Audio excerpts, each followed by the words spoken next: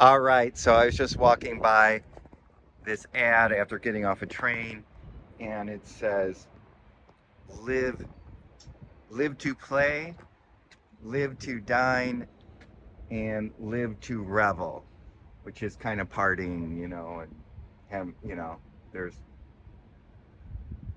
having a drink right there, you know. Live to revel, live to dine, live to play, and this is an ad for like a casino, okay? Live to play, there's like slot machines, not really obvious.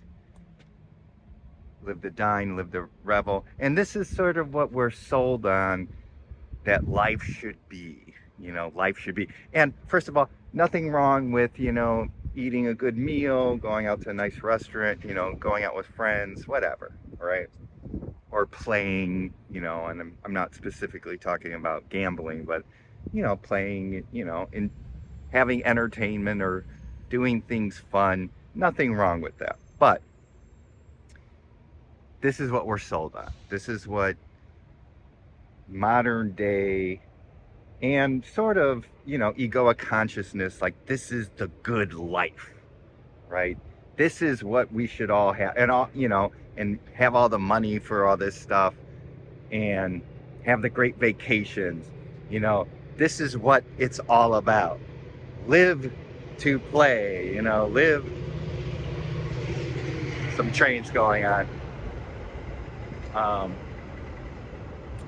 but this is what causes, suffering and keeps us in the world of samsara, is because we believe that this stuff is going to make us happy. And, and the advertisements, there's a train going by right here. And the advertisements, people are smiling, okay? Smiling, smiling, smiling, okay? They're all having fun. They're all being happy, right? And this is what a lot of advertising and marketing does, is show the smiling people with the brands, with the cars, with the products, that this is going to make you happy, like fulfilled, you know? And this is what life is all about, is doing things and having the money and the capability to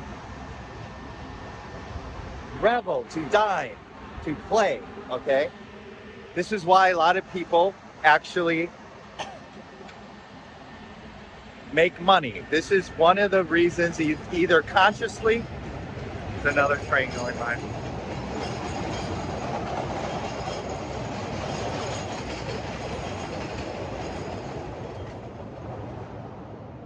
This is why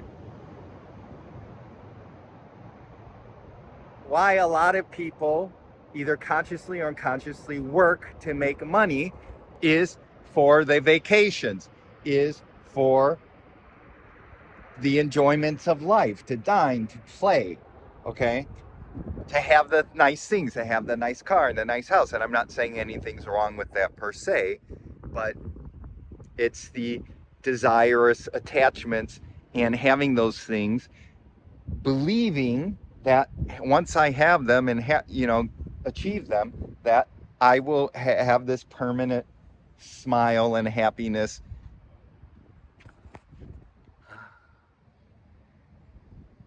That's it.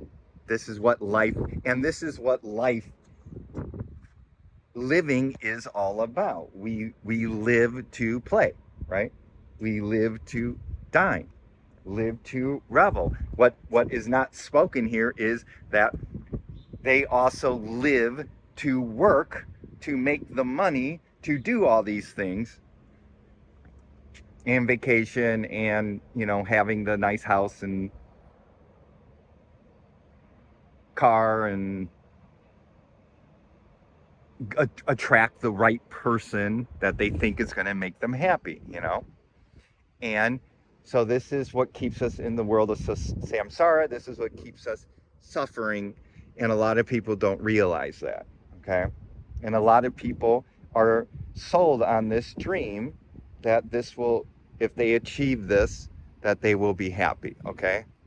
And because of their karma or whatever, a lot of people fail at this, and it causes suffering, and it did for me, because I was sought on this in the sense that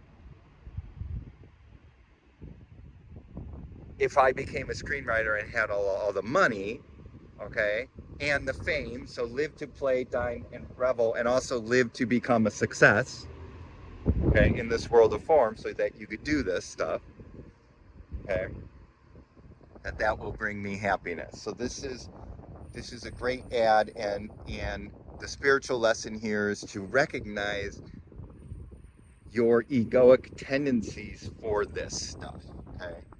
Recognize this in your own life and to see the falseness behind this. Um, famously Matthew Perry and Jim Carrey, famous actors who had it all, especially Matthew Perry, he famous, had all the millions, the mansion, the fame, and he was suffering inside. It did not bring him happiness. It did not bring him um, peace. Okay. So we wake up from this dream. We wake up from this dream that all this stuff is going to make us happy and and peaceful and content,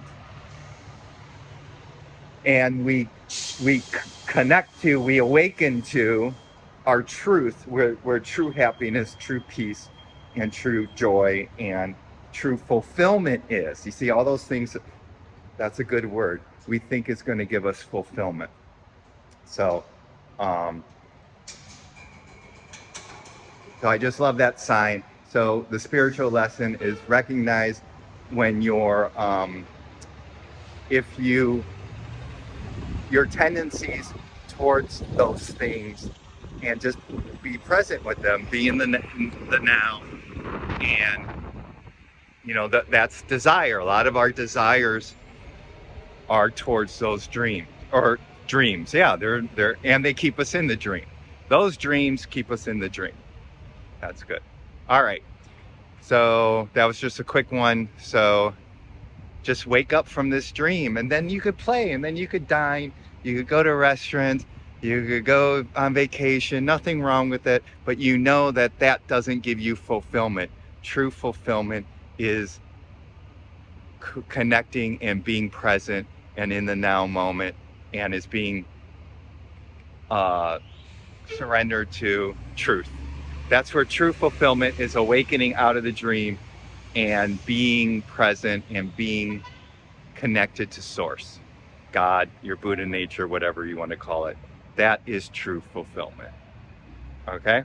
When you become a Buddha, when you become enlightened, when you become a free, liberated being, that is true fulfillment.